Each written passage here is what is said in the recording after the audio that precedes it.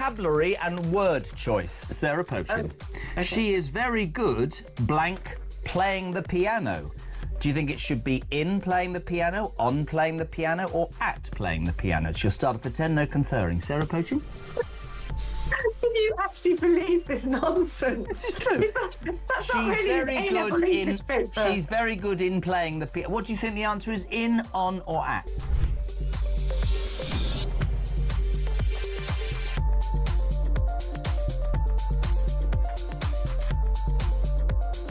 Across the UK, on DAB+, on your smart speaker, on your smart TV, and on your side. This is Talk.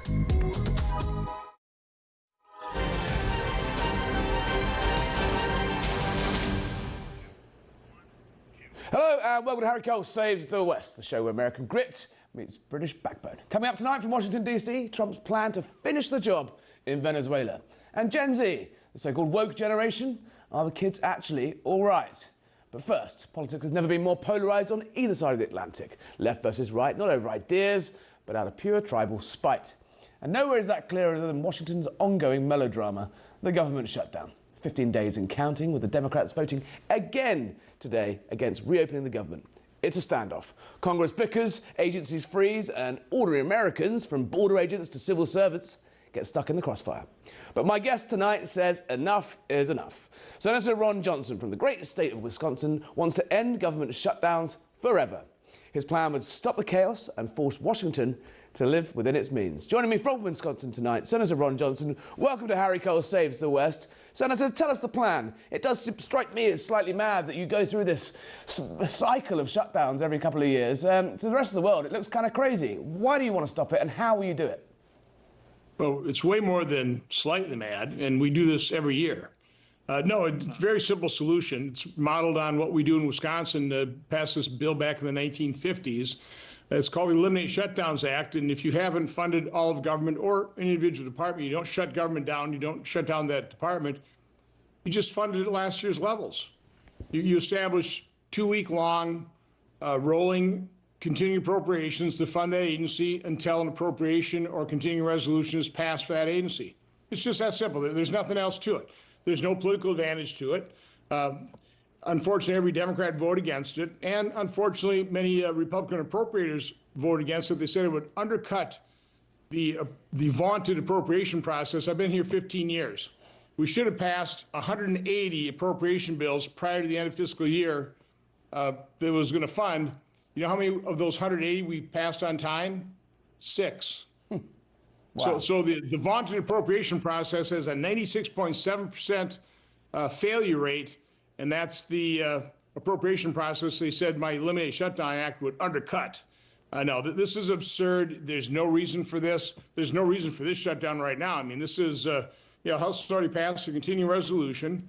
It funds government at President Biden's levels. The funding levels the Democrats themselves voted for, they voted for continuing resolutions dozens and dozens of times. They just won't do it now. Their demand is, well, we'll give you a 4-week continuing resolution. All we ask is $1.5 trillion additional spending when we're already $37 trillion in debt. So again, this is beyond absurd. But that's Washington D.C., this alternate universe. If you keep budget set at last year's budget, doesn't that remove some of the ability to try and tackle spending, to reduce spending? It's never really going to go backwards if you only ever reduce it to where it is now, right? Well, currently, again, this looks dysfunctional, and it is, but this is actually a very well-honed process by the uniparty, the big spenders in both parties. They create these crises. They pass continuing resolutions right before a holiday break. A couple people produce a 2,000-page appropriation bill, drop it on our desk and say, well, if you want to go home for Christmas, we got to pass this thing. And unfortunately enough, people vote for it, it passes, and that's why we're $37 trillion in debt. So no, everything is in stacked right now for spending more money than we can afford. This would at least give us some measure of leverage to say, no, we'll just spend the last year's levels. We're not going to increase them, because every year we increase spending. Exactly. You say some of your Republican colleagues voted against your bill. Why do they want to keep this, keep this sort of rolling chaos?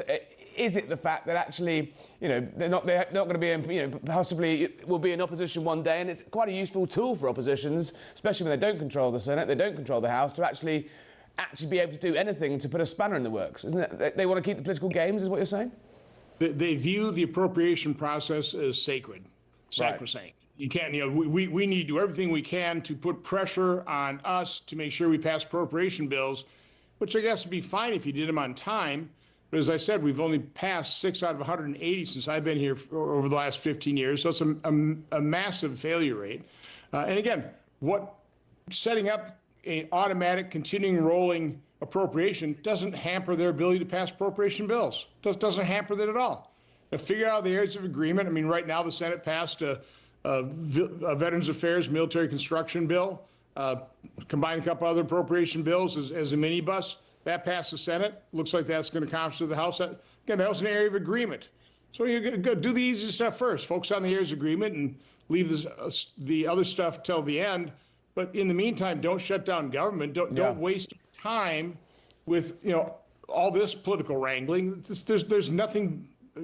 There's no purpose behind it at all, other than create deadlines to increase spending. 15 days in, it doesn't look like anyone's willing to back down now. It's payday tomorrow for tens of millions of workers across America who are going to be struggling with their bills and struggling with their mortgages and their rent.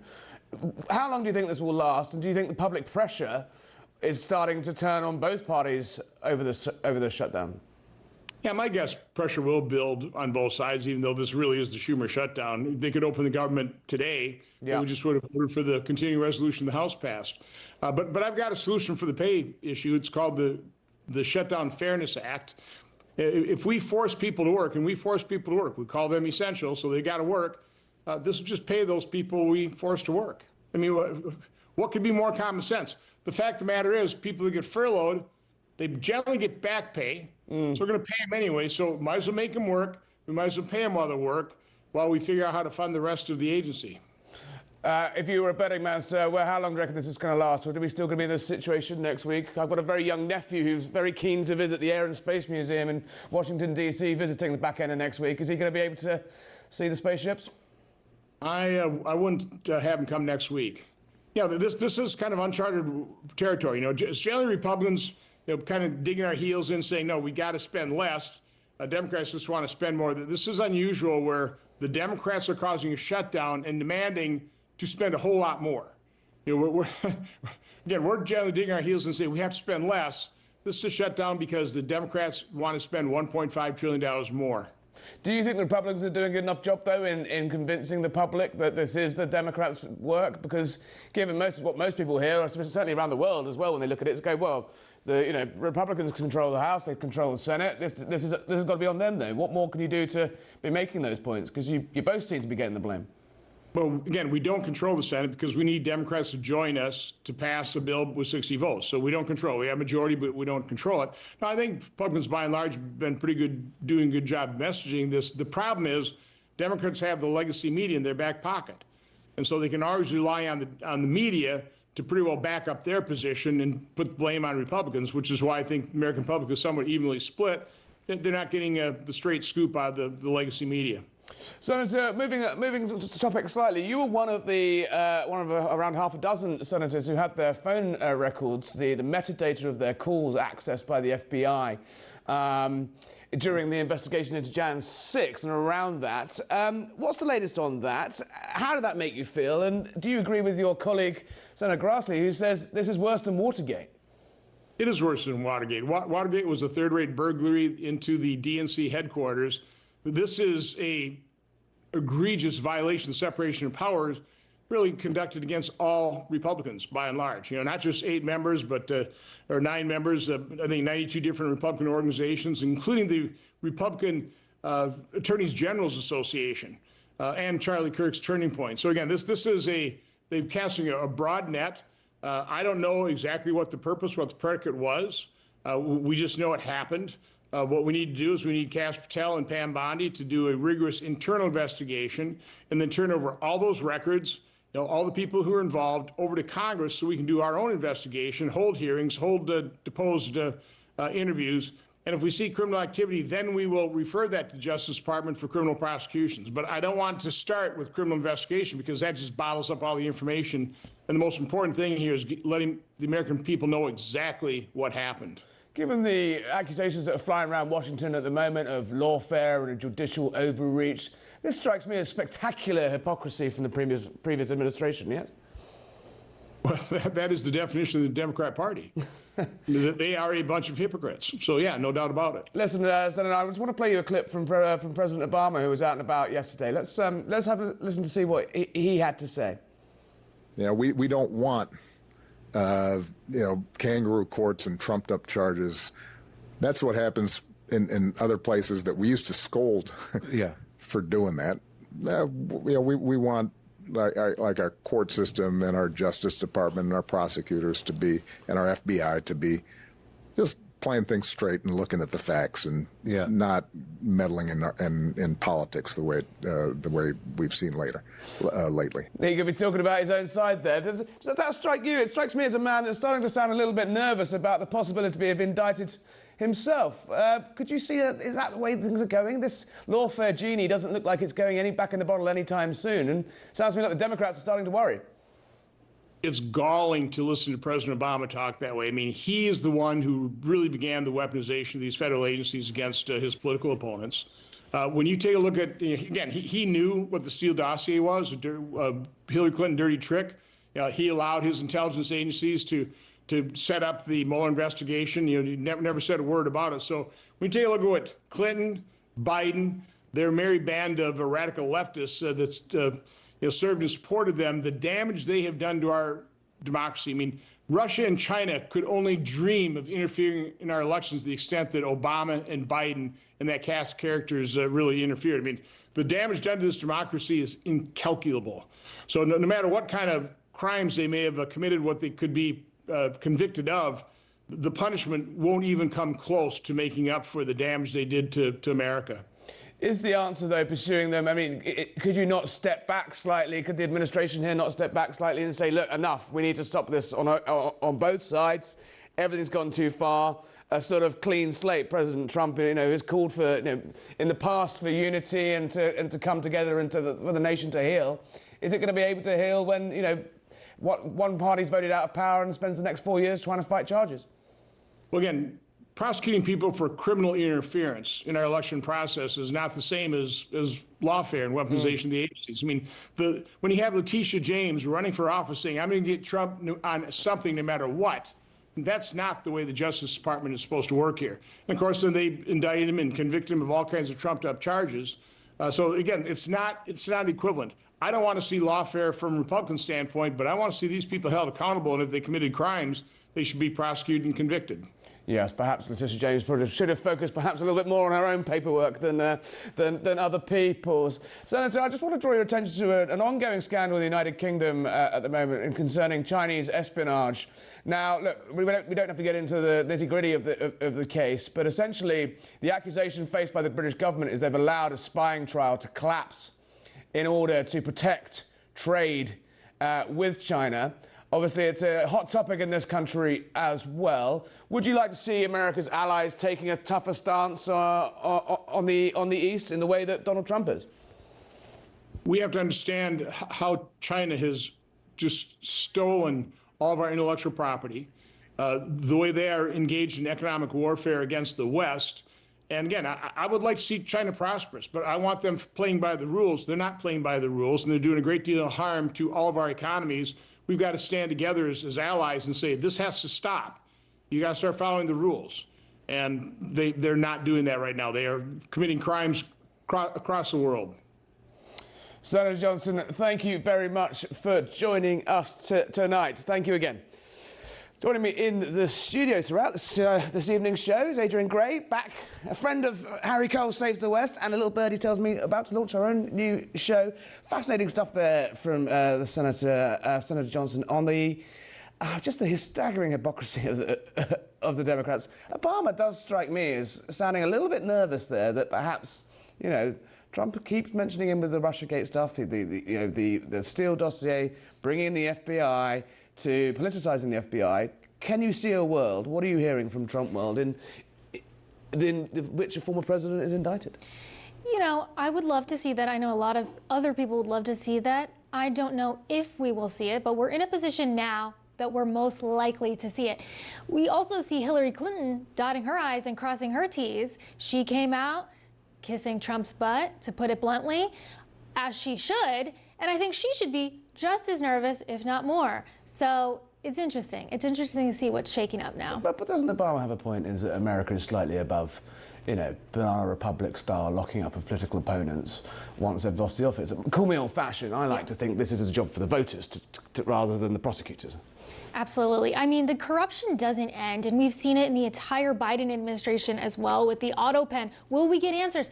Now that he has a health crisis, it's sort of this sympathizing role, right, surrounding him where, oh, maybe we might not see these people come to justice because he could be potentially dying of cancer. So there's a lot of interesting things that happen, I feel like, culturally, that affect people's psychology, the psychology of it all, but I would like to see it all happen. I would like to see it all brought to justice. But then, if the Republicans lose the House in the midterms next year, you know, they're not. You know, the Democrats are going to be back to hauling him into investigations, going for another impeachment, really going for. I mean, when does this stop? Well, you're exactly right, and hopefully we don't lose. I think that's important for everybody to have the foresight to keep fighting, to keep understanding that we need to show up, we need to win. But I don't see this ending. Again, they continue to do things. They shut down the government yet again. That is showing us that they are playing with people's lives and paychecks. They don't care. They've repeatedly voted no in the shutdown. So we see time and time again, they can't read the room. Right now, they're playing politics. They're playing to the far left, to AOC, to her base, and they're shooting themselves in the foot for the upcoming elections. Well, there's plenty more to discuss there in a moment. Stay there, Adrian. Let's talk about remarkable scenes yesterday at the White House. Charlie Kirk was posthumously given the Medal of Freedom. It would have been his 32nd birthday yesterday had he not been tragically assassinated last month. Across America, Conservative group held Charlie Kirk Day events. Joining me now is his long-term collaborator and friend, Jobob from Turning Point USA. Jobob, thank you for joining us. Look, remarkable scenes, as I say, there at the White House, but I think almost more remarkable is what's happening across the country. It's clear that any plan to silence Charlie Kirk has fallen rather flat. Yeah, I think the American people as a whole, not even just the conservative movement, but the broader American public is starting to realize the stranglehold that the left-wing media has had on them in pushing the narratives whatever direction they'd like it to go. Because the thing that I think conservatives are fighting for right now, and I love your idea of saving the West, is we're fighting for reality, right? Reality at the end of the day bats last, and reality ultimately will win out. And the more you get people to see what is actually going on and see what's going on in front of their very own eyes, the more that they're going to start realizing that, oh, wow, this is what the country is supposed to be. This is the direction that it has gone. And ultimately, we need to get back on track. And we do that by, again, exposing the crazy lies from the left and getting people to understand that reality exists and we have to operate within it. There's an expression that Nigel Farage in the United Kingdom uses, that there's something happening out there. There is a turning point approaching. Mm-hmm. Do you see that across the sort of young conservative movement, across the campuses? Well, obviously, we've seen horrific scenes of, you know, sort of anti-Semitic protests and kids cosplaying as Hamas fighters in liberal universities across the United States. But then on the other side of the coin, we are seeing, you know, people picking up Charlie's microphone and trying to have a debate. Are you excited about that? Yeah, well, again, like what I think is actually happening is you're losing, not you, the media itself is losing its ability to direct the narrative in the way that they want it to go. There were only people on college campuses protesting for terrorism for some reason because they thought that that was the mainstream position, because the mainstream media allowed that to be a mainstream position. But the more I think people recognize and realize that, holy cow, the crazies on college campuses are really kind of a fringe minority, and the actual majority of people, as galvanized by the assassination of Charlie Kirk, realize that, no, we're actually the majority. I mean, Trump coined the term 10 years ago, the silent majority, and that's true. And the silent majority, I think, is continuing to wake up each and every day here in the United States. Among the conservative movement as a whole, obviously, I think that the tragic situation that we experienced with Charlie's assassination has again galvanized, especially the young people who aren't so indoctrinated that they can change their mind and become more realism focused and carry the mantle for what Charlie fought for throughout his life. So what's the plan? Obviously, it announced today that Erica Kirk, Charlie's widow, and now the boss of your organisation, will be joining J.D. Vance on the speaking tours, on the campus tours. So what's the plan? Basically, what are they going to be, sort of arena style events? Well, you know, we only have to do arenas because that's the only place that people can fit, right? The lines are out the door. I did an event last week in North Dakota, and in a small town in North Dakota, there was a 2,500 seat theater, and there was no room left. So the reason we have to do arenas is because that's the amount of people that are showing up. And even then, unfortunately, people are being turned away. If I could say something specifically, though, about Erica, in the face of unbelievable tragedy, I cannot be more impressed by the way that she's held herself, by how she's spoken. The address that she gave at Charlie's memorial or his ceremony yesterday for receiving the Presidential Medal of Freedom was unbelievable and directly in line with the conservative values that the country was founded on. She invoked the Constitution. I then responded on our show today talking about the Declaration of Independence and where man's rights come from. And again, that's a broader idea of what the West is and what American values are. And the fact that Erica has a firm understanding of that puts Turning Point again, in a tragic situation, really in a very, very good position going forward. It's vindication from the very top there yesterday, and obviously J.D. Vance, I suspect, perhaps also with one eye on the elections in primaries in a couple of years' time, is obviously out and about the country more. But I mean, you couldn't have asked for a sort of bigger vindication for Charlie's legacy, and obviously President Trump declaring his birthday Charlie Kirk Memorial Day. Would you like to see that as becoming an annual event? Oh, I think it will become, whether the government recognizes it or not. I think the American people understand the gravity of this. I hope, federally it's recognized as a significant day. But also, I think that the legacy that Charlie left is bigger than whatever the government can deem as this specific day we're honoring Charlie Kirk. I think Charlie Kirk's legacy is going to live on in perpetuity, and I think the American people will October 14th as a celebration of his life, whether the government recognizes it or not. Charlie represented the sort of next wave of conservatism, unapologetic, tech-savvy, articulate, young. Where does that leave the sort of traditional Republican movement? It feels to me that Turning Point is almost becoming a sort of vehicle in itself that's replacing the traditional GOP. Well, I think Charlie understood better than anybody else that the conservative movement as a whole needs to have as much variety as possible, because conservatives can disagree on various topics, and we've seen that over the course of the last several years, but also still come together as a cohesive unit and a coalition. I am a comedian by trade. Like I am not a hard debater like Charlie was. And Charlie knew that and understood that, yeah, there's different paths, different avenues that people take to come to the conservative movement, whether they get brought in through comedy, entertainment, the arts, the debates that Charlie did on campus. He understood that it took a whole different group of people to form the coalition. And so going forward and continuing to go forward, yeah, I kind of think the old way of doing things is gone and is going to continue to give up its last vestige of hold that they have on the conservative movement in terms of the old way of doing things. And I think this new way of understanding what the conservative coalition is, which is a broad and encompassing group of people, is going to be the way forward. And nobody championed that like Charlie has. Charlie always says laughter could do more damage to the left than anger ever could. Presumably that's where you come in. Is that the sharpest tool that the right have against the left? I mean, it's kind of, you're like shooting fish in a barrel, really, for you, isn't it? Like, you've plenty of material to go for with the left. Well, yeah, there's no shortage of material out there. I don't know that it's necessarily the sharpest tool, because obviously Charlie had a much bigger reach than I do, because I sit up there and make wisecracks. But I believe, I don't want to misquote, I think Thomas More said, the devil can't bear to be mocked, which really is, I think, the way that you have these turning points in people.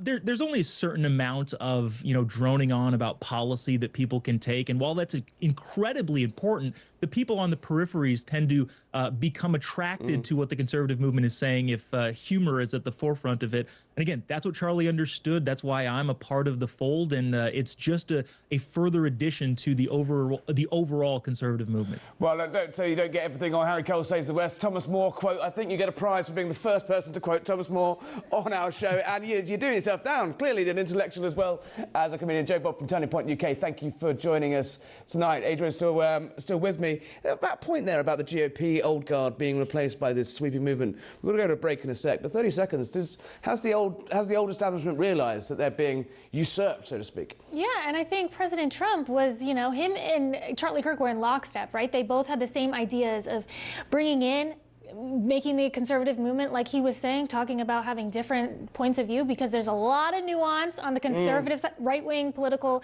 aisle. That's because we're so highly intelligent. there we go. Well, look, you did get Thomas More. Anyway, time for a break, but coming back, you won't want to miss this. 3 strikes in 6 weeks, 6 dead in the latest hit. What is going on in Venezuela? Don't move. This one's going to be explosive.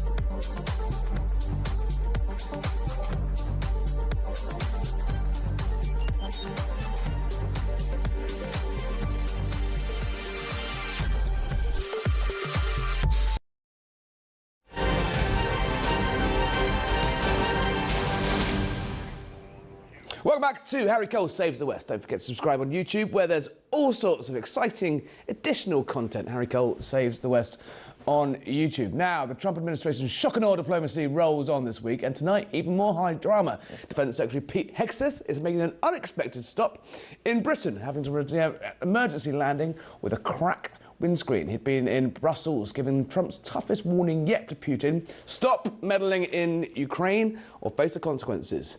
Meanwhile, US firepower has been flashing off the coast of Venezuela. This time, it's Trump's war on the narco-terrorists. Trump's made the plan very clear: finished the job. Yesterday, 6 dead in a boat strike. Not diplomacy, but kinetic action. Have a look at this. Boom. And 1 month ago, another strike. Boom. And 6 weeks ago, yet more action. You guessed it. Here we go. Boom. crush the cartels, deny Iran, Russia and China a foothold, and if needed, take out Venezuela's Maduro. In a moment, we'll hear from Defence Priorities Foundation's Lieutenant Colonel Daniel Davis on how America might take down that rogue regime. But first, I'm joined by Katarina Szulc, the host of the Borderlands Podcast, who's going to fill us in with exactly what's going on. Christina, you've covered Latin America. You know what's going on with these narco-terrorists. What's Trump's plan, and is it going to escalate, do you feel, from taking out these boats? It's definitely going to escalate because today we just found out in a New York Times report that the CIA is now conducting covert operations in Venezuela and the Southern Caribbean. Now, this is not something new. We have seen before the CIA working either bilaterally or independently in Latin and Central America when it comes to targeting the narcos, the drug cartels. We've even been seeing this over the last couple of months in Mexico, particularly transferring fugitives from Mexico into the U.S. But this is a little bit different in Venezuela because we're seeing high-level military action. And truth be told, we're not getting a ton of information on who is being targeted in those strikes. Okay, we know that they're narco boats and they allegedly are carrying meth and fentanyl from Venezuela and other Central American countries into Mexico to then be distributed across the United States. But we're not getting names of who these individuals are. And the reason I bring this up is because, of course, I have reported on this extensively from high level to the lowest level of narcos or foreign terrorists. And we've seen names in press releases, on the OFAC press releases, you name it, no matter who it is, okay? A Mexican national who's trafficking arms from El Paso into Juarez, Mexico, we get their full name. Here, we're not hearing any names of, I think it's around 27 people who have been killed already. 27 killed, yes, so far. Could it be that they don't know the names of these people? And the fact is that we're going to discuss the legality of it all in a moment, is these boats are being identified purely on what they're up to rather than who's on them. Are they confident that these actually are narco boats, as there's been some suggestion that one of them is a fishing boat? See, that's where I have a bit of an issue, because I think that when we're targeting these narco terrorists, there are a lot of people who operate side by side with them, okay? And let's say in an ideal world that these boats are all narco vessels, okay, take them out. But it's unclear, and we're not being given this information as to, okay, how many kilos of drugs were on this boat? Which cartel are they operating with? Which part of Mexico were they destined to in order to identify which cartel is distributing these drugs? And I'm sure that if this administration is confident about who they're attacking and that these boats are narco vessels, they would have all those answers for us. I mean, this is what I'm focused on every single day of my life, and I'm given this information 90% of the time. This is one of the few times where I don't see any of it. I'm not being given any of it. Where do you think this goes next? Obviously, you referenced those reports we're hearing today of an escalation. There's a $50 million bounty for the capture of Maduro. Donald Trump is saying, finish the job. What do you think finish the job looks like, and how? I think finish the job means an increase in these strikes. I think we're going to see, I mean, there's already 10,000 troops deployed to this region, and I think this means we may see full-on combat. This is going to be that boots on the ground operation that a lot of us were waiting for when these cartels were designated FTOs in January. And I think until the Trump administration can show the public that they have made some sort of tangible dent in narco trafficking from Latin America into the United States, they won't stop at anything. It feels like Venezuela, kind of see the direction of travel this is going. Can you put any flesh on the bones of this alleged offer by the Venezuelan government to give the US a majority stake in their oil if they call off the dogs? I don't think that's enough for this administration. There's so many there are so many things that they're interested in here, and sure, oil is certainly always one of them. But I think more than anything, and what we've seen particularly with this administration since January, is that they want to make a difference and a visceral difference within the public perception of how they deal with the war on drugs. And this is kind of the first time in history where we are seeing very transparent, to a degree, operations taking place outside of the United States in terms of tackling the war on drugs, and doing it in a way where other international governments, albeit Venezuela or Mexico, are simply not fully involved in these U.S. ops. Katarina Szulc of the Borderlands Podcast. Come back and tell us how it goes when inevitably it seems this does escalate. Thank you for joining us tonight. Now, in the studio, Adrian's still with me, but Colonel Davis for the Deep Dive, the Daniel Davis Deep Dive show on YouTube. Have I got that right? You do, yes, thank you. I mean, this isn't very America first, is it? I mean, regime change in South America. I mean, this is back to the 70s, right? I don't know what it's back to. I'm not sure what is actually going on, but it definitely isn't America first, because this has nothing to do with American national interest. It doesn't have anything to do with American security, because all this is, frankly, is for show. I mean, you have all these great videos that are really dramatic, etc., but we have no earthly idea, as your previous guest just said. Yeah. Who are these people? Are they actually narco-terrorists? I mean, we don't even know. Other than the claim, we don't have any knowledge at all. And these things are so small, these just individual small boats. That's not the way most of the drugs are even moved around. A lot of it in the air, a lot of it through other places. There's no evidence this is actually stopping the drugs at all. It's just flashy TV. Colonel, you've called out the Pentagon over your career in the past. Are you saying this is a for show for the American public or a show of force for Maduro? Oh, definitely for the American public. Now, I'm sure that Maduro has definitely got his interest, because he knows he could be on the receiving end of one of those bombs, but it's not accomplishing anything except for making the Trump administration look tough to the American people. And do you agree with the previous guest there, Katarina, who said this is going to escalate? This is going to twofold. Is this going to escalate, and should this escalate? Well, I have real concerns that it may escalate, because you can't go messing with the narco, all the cartels, and think they're going to do nothing. I mean, they have been showing pretty conclusively with governments throughout the region that if they get pushed hard enough, they will push back, and in ways that you don't like, and in really ugly ways and violent ways. And I fear that we may just be, poking a dragon here and getting fire back in our own face in ways that we may not like. And again, it may escalate the issue with drugs, not tamp it down. America's got into trouble in South America for, in the past. In some very high-profile cases. Do you think this could be a major strategic mistake by the president? And do you think he really realizes that? I definitely don't think he realizes it. I think that he is kind of thinking that everything he touches, I think he perceives himself as the Midas touch, and he tells everybody he's solved 7 wars, now 8, etc.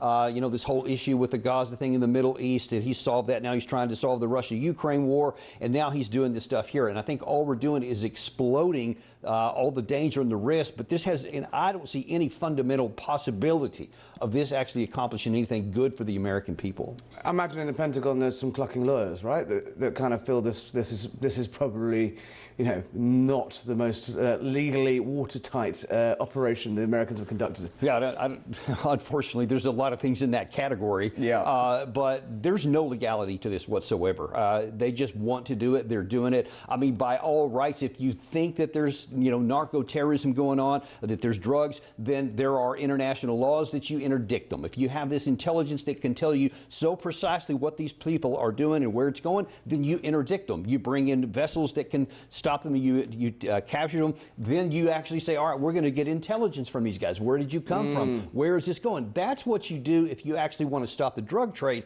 But if all you do is blow it up and nobody knows who this stuff is, there's no proof whatsoever this is stopping anybody, it looks more like it's just for show.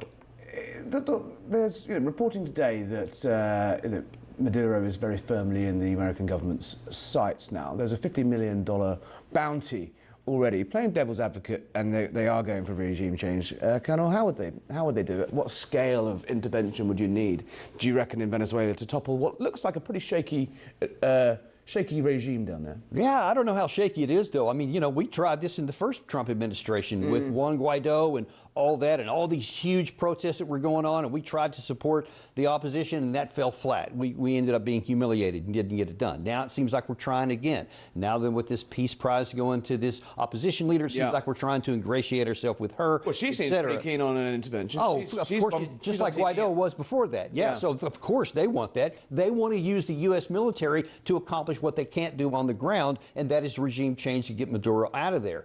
And if you are even thinking about doing some of that, you've got to have a lot more military power than what we've got in the region right there. Otherwise, all you're doing is just stirring up a hornet's nest, and you're not going to accomplish the goal anyway. What would you do, though? I mean, it's obviously clearly a menace and a threat, and you could make the argument that it is America first because these drugs are actually affecting, you know, domestic Americans. What would you do? No, if I'm doing America first, I am going to do what I can to stop the flow of drugs coming into the United States. I'm going to do something to get after the demand side of that. Why do we have such a demand for it? That's where you can actually do something here. But to even toy with regime change is disastrous and the opposite of America first, because it could get you sucked into yet another regime change war that ends up disastrously. So I would not do it at all. What if, though, you know, you, me, a couple of guys, we get that $50 million from the State Department.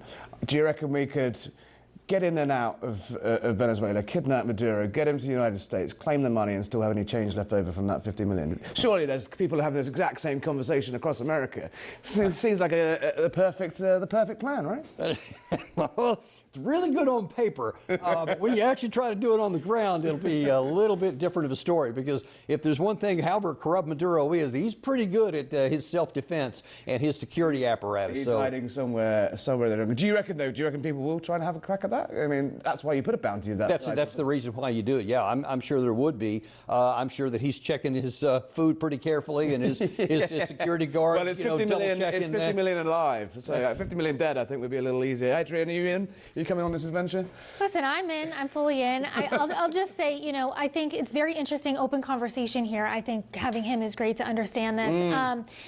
You know, there's a lot that we don't know. I've always said, listen, let's trust Trump. Let's see this through. You know, he's had that stance on drugs. You know, the man's never had a sip of alcohol. He runs on 4 hours of sleep, and he's fueled by Diet Coke. When does he sleep? That's always. He doesn't. Not much.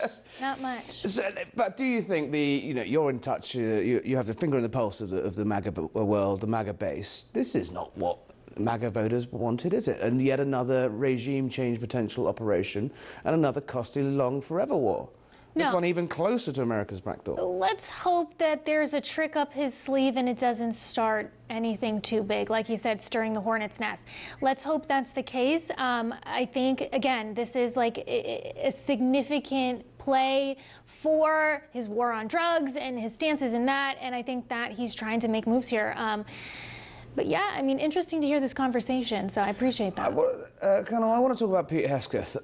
Obviously, leaving aside his little difficulties left him at RF Millfield today with a broken plane, he's generating a lot of heat from Pentagon reporters for this new rule that they won't be able to actively solicit information from military officials that hasn't been formally cleared. That strikes me as an almost impossible ask and completely in breach of the First Amendment. Well, 100%. And I was really surprised to see that even Fox News has pushed back on that. They said, we will not sign that, along with CNN, NBC, and several others. So it's one of the rare times you see both right and left media get together on this and push back on something. Yeah, I think it's a terrible idea, and I don't know why they would have wanted to do that or why they think they can get away with it. Because basically what you're saying is you are no longer the free press. You will only report what we tell you, or you'll lose your credentials. Yeah. That was the big threat. And, of course, nobody wants to lose their access to the Pentagon. But if you also don't have the freedom, then you have some real problems. So I don't think this is going to fly. More broadly in the veterans community, in the military community, in the wider world at which you focus on, how is he rated, Pete Hegseth? And the people that I've talked to, it's actually pretty bad. They think that it's kind of like a lower-ranking soldier that suddenly got in charge of he got to lecture all these generals, etc. That he's really good at demonstrative and speech making, but not really good at actually doing the job of the Secretary of Defense. He's not held in very high esteem. And I don't suppose the generals want to go back on the bleep test quite yet. What did you make of the Secretary of changing the department to the Department of War? Is that? Yeah, I think I was big time against that. I mean, that we're supposed to have our armed forces to defend our country. I mean, that's the reason they called it that. And when you say that we need to be more offensive, which the president did, that kind of made me cringe a little bit because we're pretty offensive already. And when you try to say, hey, we want to go because we want to win wars, look, we failed to win wars because of the name. Had nothing to do with it. It had to do with the fundamentals on the ground. Colonel Davis, thank you for joining us. Fascinating chat there. Adrian as well, thank you for coming. I'm going to come back on your show, I hear, if you'll have me. Right, don't go anywhere. Isabel Brown's up next. Are the kids all right? Don't go away.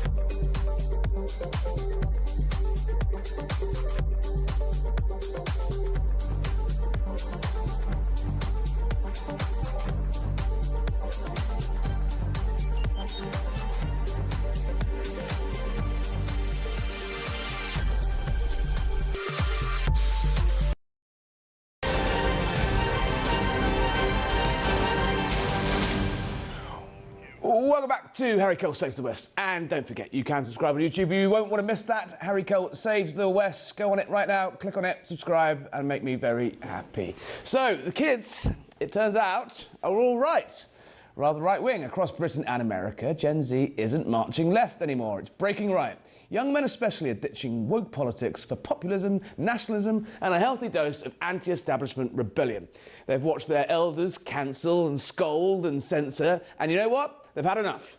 For them, the real rebellion now is free speech, faith, borders. It's the first generation where it's cooler to quote Donald Trump than terror goblin Greta Thunberg. So what's really behind the rise of this young right? Gen Z conservative firebrand herself, Isabel Brown, host of the Isabel Brown Show, is in the studio with us. What's going on?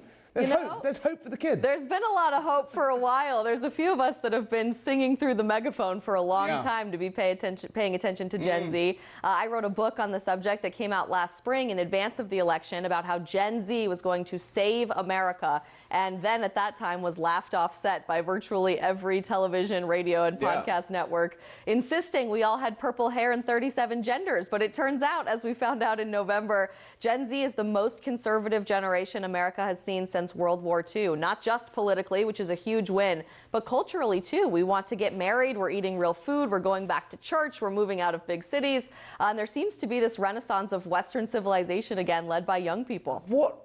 Can you pinpoint a moment where everyone started to wake up in time? I kind of think you're going to look back at the last 10 years and some of the madness we've had. We'll get onto the gender stuff in a minute, but some of the cancel culture, the censorship, the hysteria, the group herd mentality.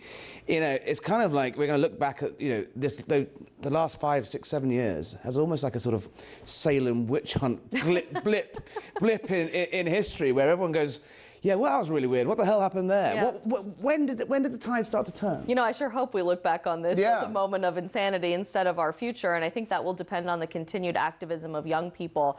But it's very difficult to pinpoint a specific point in time because this has been a result of efforts for a very long time from people like Charlie Kirk, who saw the vision way ahead into the future, knowing we had to plant little seeds along the way to change people's minds. Ultimately, though, I think COVID was such an important turning point for young people. You can't lock people up for realizing your voice matters, what you're learning in school matters, the relationships you have should be in person, they shouldn't be through a screen, and that was a great opportunity for young people to look in the mirror. Do you think that the sort of fundamental sort of almost like electric shock therapy from the state is that actually you give it about hang on, especially young people, the least at risk from the disease being made to ask the biggest sacrifices of it, and do you think that has had a sort of scarring effect on Oh, absolutely, undoubtedly. If you're watching young people be told they have to do something in any era of history, we're naturally rebellious in our young years, and I think it was an opportunity to say, hang on a second, should I really trust the experts and blindly follow the science if the science is the opposite of what we're hearing on cable television? You were at the White House last night for the Charlie Kirk medal ceremony. Again, astonishing scenes like we saw in Arizona for his funeral. The Trump administration really does seem to be picking up and running with this notion that it's there is a turning point. There is something is happening out there, to coin a phrase which Nigel Farage uses a lot in London. Is there an element of sort of political advantage being played here? Is there an element of politics? Obviously, J.D. Vance is joining the speaking tour, the Turning Point speaking tour. Are we seeing the sort of almost the political and electoral battle to capitalise on this change already starting? If anything, I think this is a transcendence of the political fight that we've seen Charlie be fighting for such a long time. We already were trending in that direction. Young men overwhelmingly voted for Trump and Vance to take back the White House in November, and young women already shifted 11 points toward the Republican Party from 2020 to 2024. Wow. Instead, what I think we're seeing is a revival, far more than playing politics. We're watching young people go back to church. Bible sales are up 22%. That's Spotify in the UK as well. Music is up 50% in the last few years. And J.D. Vance himself said at Charlie's memorial he has spoken more about Jesus in the last 2 weeks than ever before in his public life, and he's not going backwards. No, I think you can spot that. Now, look, there's some fascinating polling out. Well, not really polling, more sort of tracking data about young Americans identifying as trans and non-binary. Just reading here, 2022, nearly 7% of US undergrads called themselves something other than male or female. That has plummeted to 3.6%. Wow. Do you link that to what we're seeing, or what we've been previously discussing about that sort of waking up and common sense, or is there something else at play here? What do you make of it? Oh, of course. I mean, I don't think it's in question at all that the era of the trans fad for young people is over. And that's exactly what it was, a fad. It was a social contagion that largely was driven by societal advantages given to people identifying as not really either or just putting on the trans label. And adults willing to go along with this nonsense. Absolutely. To give you college scholarships, preferable admission opportunities, job advantages. And dangerous, life-changing, altering hormones and operations. and younger ages. But when we have watched people like Charlie Kirk and those in his orbit have the courage to tell young people the truth in love, that you were made in the image of God on purpose as a young man or a young woman, and real affirmative care means getting comfortable in your own skin, not needing to mutilate or castrate yourself, to love yourself when you look in the mirror, that's what we should be fighting for. It strikes me the UK is slightly further. I've had this discussion on the show many times, that the UK is, I think, on this issue slightly further ahead in the backlash against trans ideology and the sort of associated cottage industry around it, not least shutting down the Tavistock Centre, NHS hospital that was leading the pioneering research into all this, but actually, frankly, mutilating kids. Where do you think America is? I mean, obviously, there seems to be signs in the data, but where do you think the American public are, the political class and media class are on this? Are they still afraid to speak out of it for fear of being cancelled? I don't think so. Cancel culture seems to be an era bygone at this point in American history, which I'm excited about. There are, of course, a few loud, really insane people that are all bought in on gender ideology, and that's not unexpected. We were so fanatical about this for the last several years that it will take time to deprogram some of the leading doctors, media personalities, educators, and so many others across our country. But it's so telling to me that driven by young people, when you see that graph going viral this week on social media, the self-identification of, I don't really know, I don't really want to be a boy or a girl is going away. It was peer pressure, wasn't it? There was a study in the UK that showed the the levels of female anorexia amongst schoolgirls declined at exactly the same time as their trans questioning and wanting to transition soared. And that's, it's peer pressure, isn't it? It's one person in the class does it, other people move on. What do you... You're right in saying it's just a fad, right? Oh, absolutely. Abigail Schreier, investigative journalist, wrote a book on this very topic called Irreversible Damage, specifically looking at teenage girls years ago.